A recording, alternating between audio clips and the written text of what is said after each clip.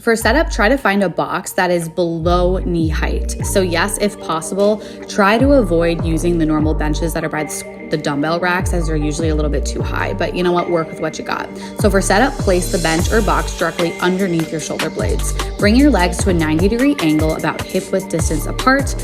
I like to scoot onto my elbows with the dumbbell sideways on my hips, and then once I'm at the top, I flip the dumbbell onto the working leg.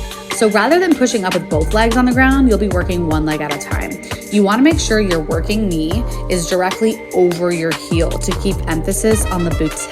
If your foot is too close, you'll feel it in the quads, and if your foot is too far out, you'll feel it in your hammy. So knee over heel, leg at 90 degrees. And then to initiate the move, push through your heel into the floor and drive your hips up, focusing on keeping your pelvis tucked up. Or in other words, think about leading the movement with your booty hole, your asshole. You've heard me say it before. Keep a neutral spine and chin tucked at the top. Squeeze for a second at the top. Really important to take that pause.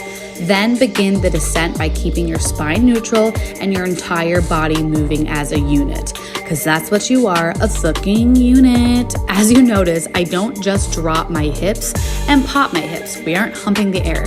Your pelvis does not tuck and then untuck. It stays tucked up and spine stays in line like a unit. Your other leg is chilling at 90-degree angle with a little foot flex. You'll notice you have to go a little lighter with a single leg hip thrust than you would when we were doing both legs, right? This shit is spicy, so don't be scared to start body weight and focus on form, focus on the pause at the top.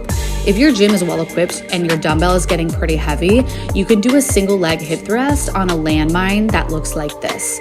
You add the barbell covering, you can add a plate.